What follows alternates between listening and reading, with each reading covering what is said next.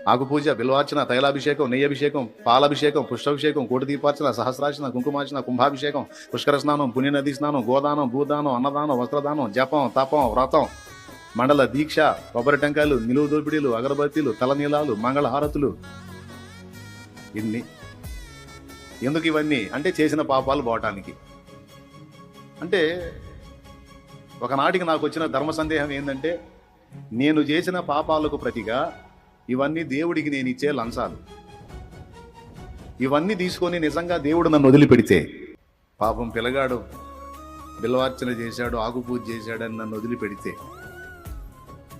నా వల్ల బలైపోయిన జీవితాలకి దేవుడు ఏమి సమాధానం చెబుతాడు? నా వల్ల అన్యాయం అయిపోయిన వాళ్ళకి దేవుడు ఏమి సమాధానం చెబుతాడు? నా వల్ల జరిగిన ఘోరమైన పాపాలకు దేవుడు ఏమి సమాధానం చెప్తాడు? మనస్సాక్షి ఒకటి ఉంది కదండి మనకి, ఉందా లేదా? అది అడుగుతూ ఉంటుంది కదా, ఎట్టబోతాయిరా నీ పాపాలని. అది అడిగింది నన్ను. ఇప్పుడు యేసు ప్రభువును దూషించేటువంటి దరిద్రులందరూ కూడా దీనికి సమాధానం చెప్పట్లా, ఒక్కడు కూడా చెప్పట్లా. నీతి నిజాయితీ ఏ కోశాన ఉన్న ఒక్కడైనా ఈ మాటకు ఆన్సర్ చేయాలన్న.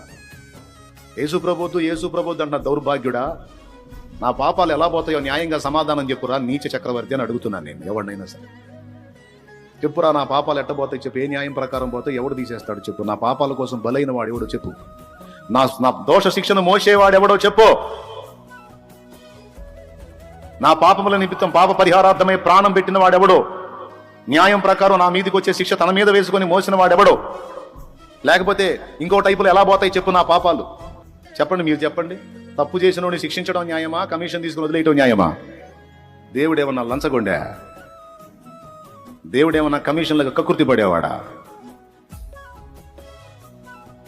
దేవుడా, వాడు నాకు అన్యాయం చేశాడు ఆయన, నీకేదో ఏదో అర్పించాడని వాడిని వదిలేస్తున్నావు, నా గతి ఏంటంటే నోరుమయ్యి వెధవాయ్, వాడు దొంగో దొరో, వాడు నా కార్యాలు చేశాడు, మరి నువ్వేం చేసావు వెధవా ఓ అంటాడా? అలా అనేవాడు దేవుడు అవుతాడా? కనీసం ఇంగితంతో ఆలోచించాలి కదండి.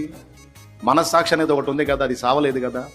మనస్సాక్షి సచ్చినోడు రాజీ పడతాడు, మనకు సావలా, అది బతికుంది, అందుకే రాజీ పడలేకపోతున్నాం. ఏ న్యాయం ప్రకారం మన దోషాలు మన పాపాలు తొలగిస్తాడు?